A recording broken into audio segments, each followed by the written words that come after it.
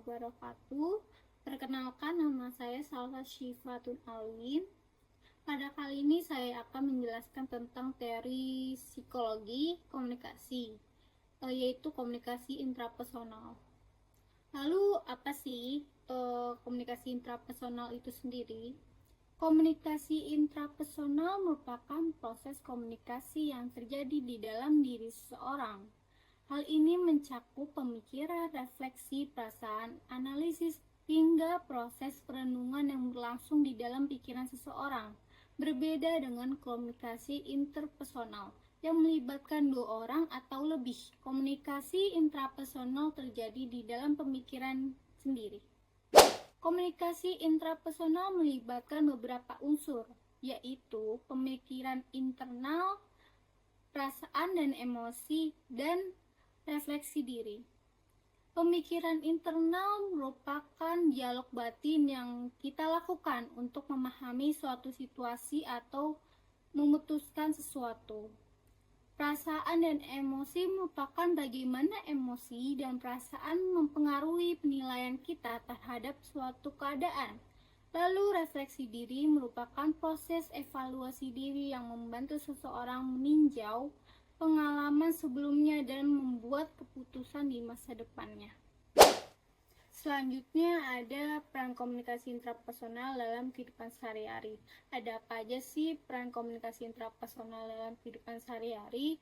Yaitu ada pengambilan keputusan, pemecahan masalah, pengendalian emosi, lalu motivasi diri.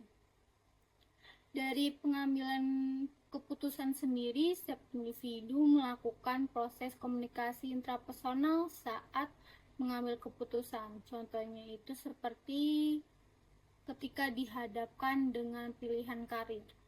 Seseorang akan merenung, mempertimbangkan pro dan kontraknya, serta menilai apakah pilihan tersebut sesuai dengan nilai dan tujuannya.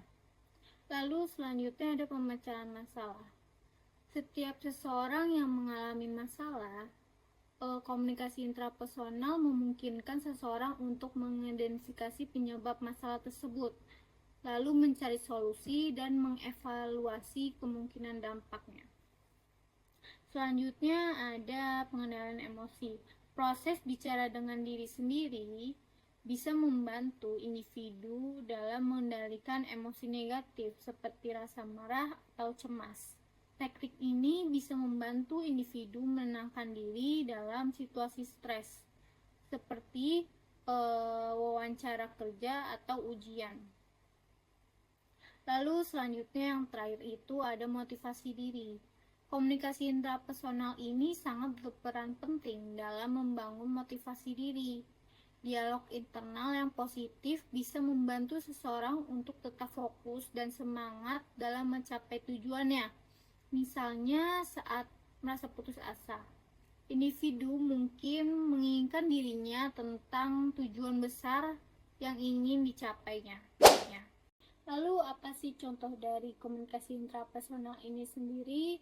Contohnya itu seperti yang pertama, berbicara pada diri sendiri.